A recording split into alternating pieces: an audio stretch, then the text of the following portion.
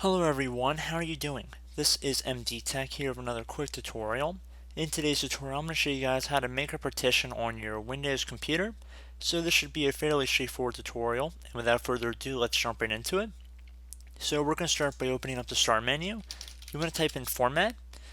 One of the best matches underneath Control Panel should say Create and Format Hard Disk Partitions. You want to left click on that.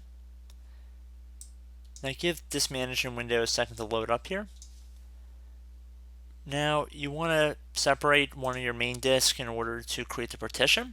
So let's say C drive is where all of my information in my hard disk is located.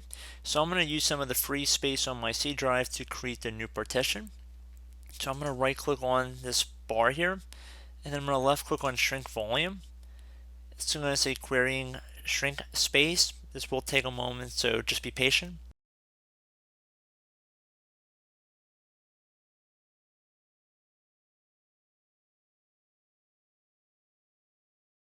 Okay, so it says shrink, and now enter the amount you want to shrink it by in megabytes. So let's say I want to make my next partition 1 gigabyte. So remember, 1024 megabytes is in a gigabyte. So I'm going to set it to 1024, and then I'm going to left click on shrink here.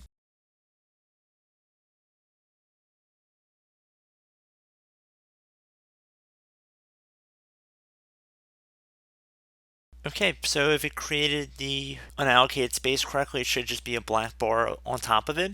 So now you want to right click inside the space, left click on new simple volume, left click on next. Now simple volume size should be the same as maximum disk space as well. Do not worry if it's a little smaller than what you typed in originally, because it's going to have to actually create some space for the volume itself. So there's going to be 1023. We just lost 1 megabyte in terms of just creating the volume, but that's to be expected. So I'm going to left click on next here. You can assign whatever letter you want for the drive. It doesn't really matter. And then left click on next.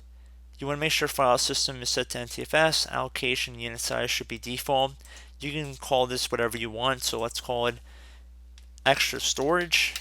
But again, you can call whatever you want. And you also want to make sure the box next to perform a quick format is selected. Left click on next, and then left click on finish. And you can see it's formatting at this time. And if we close out of here, and let's say we see autoplay trying to open up the new drive, and let's say I go underneath computer, we can see our extra storage hard disk is showing up here. So pretty straightforward tutorial, guys. I do hope I was able to help you out, and as always, thank you for watching, and I look forward to catching you all in the next tutorial. Goodbye.